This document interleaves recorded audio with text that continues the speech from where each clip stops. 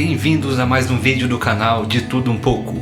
Você provavelmente já assistiu o filme O Exorcismo de Emily Rose, certo? O filme é praticamente um clássico e ainda hoje é capaz de causar arrepios e desconforto. Mas o que nem todo mundo sabe é que nem tudo no filme foi inventado. Por isso, no vídeo de hoje conheceremos a verdadeira história sobre a personagem real que inspirou o filme.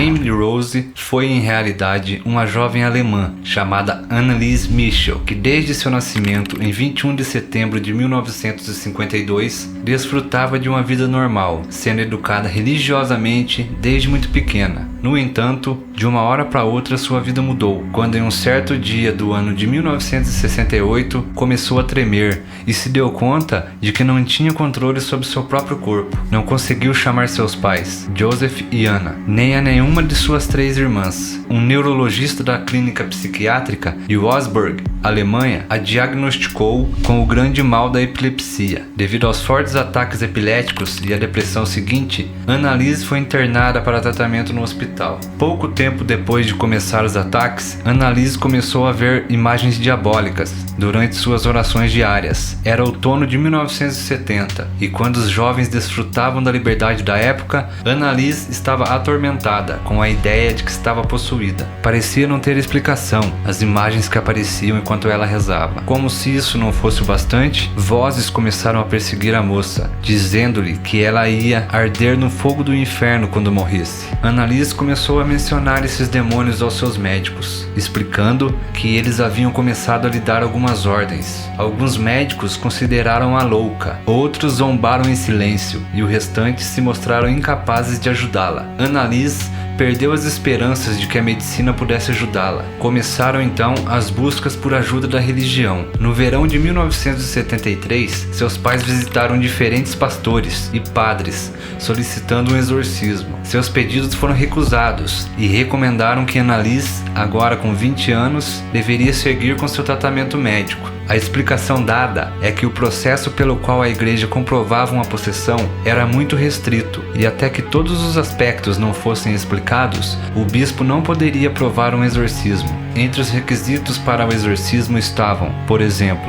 aversão por objetos religiosos, falar em idiomas que a pessoa não conhece ou poderes sobrenaturais. Em 1974, após ter supervisionado Anneliese por algum tempo, Ernest Alt solicitou permissão para realizar um exorcismo ao bispo de Wolfsburg. A solicitação foi recusada e seguida de uma recomendação de que Anneliese deveria receber um estilo de vida mais religioso, com o propósito de que encontrasse a paz. Os ataques não diminuíram, muito pelo contrário, os ataques só foram piorando, sem explicação. Anneliese então começou a insultar, bater e a morder os outros membros da família. Recusava-se a comer porque os demônios proibiam-na. Dormia no piso gelado, comia aranhas vivas, moscas e carvão, e tinha começado a beber a sua própria urina. A vizinhança toda escutava Anneliese gritar por horas enquanto quebrava os crucifixos, destruía pinturas com imagens de Jesus, até que iniciou a cometer atos de automutilação e a andar pela casa fazendo necessidades, independente do lugar onde estivesse. Só depois de todos esses acontecimentos, o bispo ordenou o exorcismo. Determinou-se então que ela deveria ser salva de vários demônios, entre eles, segundo a própria Anneliese, Lúcifer, Judas Iscariotes, Nero, Caim, Hitler e Fleischmann, um curandeiro do século XVI, e algumas outras almas atormentadas que se manifestaram através dela. Entre setembro de 1975 até julho de 1976, praticaram 1 ou 2 sessões de exorcismo por semana. Os ataques de Anneliese eram tão fortes às vezes que precisavam ser seguradas por 3 homens, e inclusive tinham que amarrá-la algumas vezes. Durante esse tempo, Anneliese até começou a ter uma vida normal, chegando até a ingressar ingressar numa faculdade. Os ataques, porém, não pararam. O exorcismo continuou por muitos meses mais, sempre com as mesmas orações e esconjuros. Por várias semanas, Annalise recusou-se a comer e seus joelhos sangravam pelas flexões que fazia obsessivamente durante cada sessão. Foram feitas mais de 40 gravações durante o processo, com o propósito de preservar os detalhes. O último dia do rito de exorcismo foi em 30 de junho de 1976, quando Annalise já sofria de pneumonia. Havia emagrecido bastante e estava com uma febre muito alta. A última coisa que Annalise disse a seus exorcistas foi: "Por favor, roguem pelo meu perdão." E virando-se e recostando a cabeça no ombro da sua mãe, disse: "Mamãe, estou com medo." Sua mãe então fotografou a morte de sua filha no dia seguinte. Era 1º de junho de 1976, exatamente ao meio-dia. O pastor Ernest Alt informou as autoridades,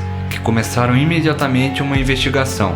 De acordo com as evidências forenses, ela morreu de fome, e os especialistas demandaram que, se os acusados a tivessem forçado a comer uma semana antes de sua morte, Annalise poderia sim estar viva. Uma irmã declarou que Annalise não queria ir a uma instituição mental, porque poderiam sedá-la e obrigá-la a comer. Os exorcistas trataram de provar a presença de demônios, mostrando as gravações dos estranhos diálogos, quando demônios discutiam qual deles iria deixar o corpo de Annalise primeiro. Os psiquiatras que foram chamados a testemunhar disseram que os padres tinham dado a Annalise o conteúdo de suas condutas psicóticas, aceitando sua conduta como uma forma de possessão demoníaca. Os pais de Annalise, assim como os exorcistas, foram considerados culpados de assassinato por negligência e de omissão de primeiros socorros. Foram sentenciados a 6 meses de prisão. Mas e aí? Quero saber de vocês. Será que Annalise realmente estava possuída ou precisava apenas de tratamento médico? Deixe suas opiniões aqui nos comentários e se você gostou do vídeo, se inscreva para receber os próximos vídeos. Muito obrigado, fui!